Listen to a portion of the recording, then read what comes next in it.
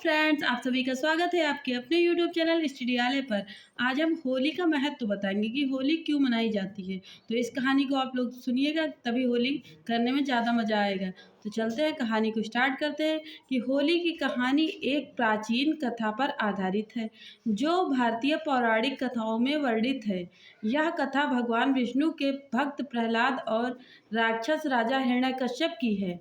हिरण्यकश्यप एक शक्तिशाली राक्षस राजा था जिसने अपनी शक्ति के बल पर स्वर्ग और पृथ्वी पर अधिकार कर लिया था।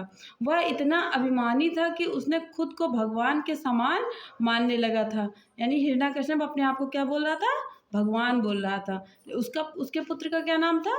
प्रहलाद। तो हिरण्यकश्यप का पुत्र प्रहलाद एक धार्मिक और भगवान विष्णु का भक्त था।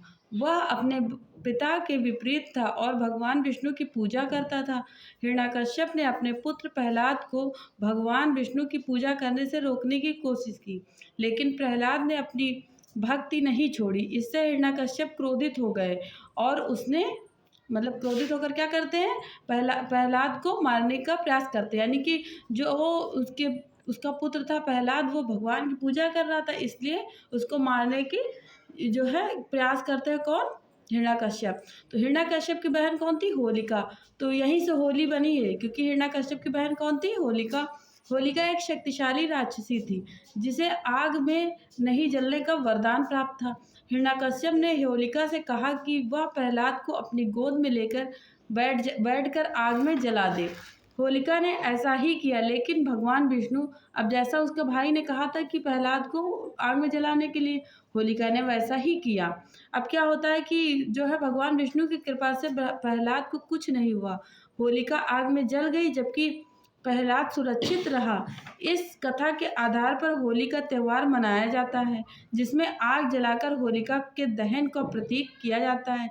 यह त्यौहार बुराई पर अच्छाई की जीत का प्रतीक है।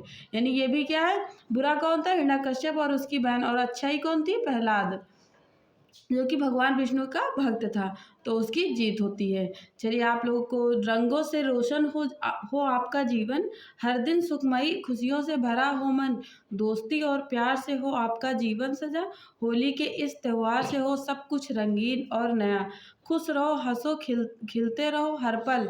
स्टडी आलय की ओर से होली की ढेर सारी शुभकामनाएं। और आप सभी लोग मेरे चैनल को सब्सक्राइब करिए। और आपको ये कहानी कैसी लगी है, आपको नहीं पता था या पता था, कमेंट बॉक्स में ज़रूर करके बताइएगा। Thanks for watching. Thank you. Happy Holi.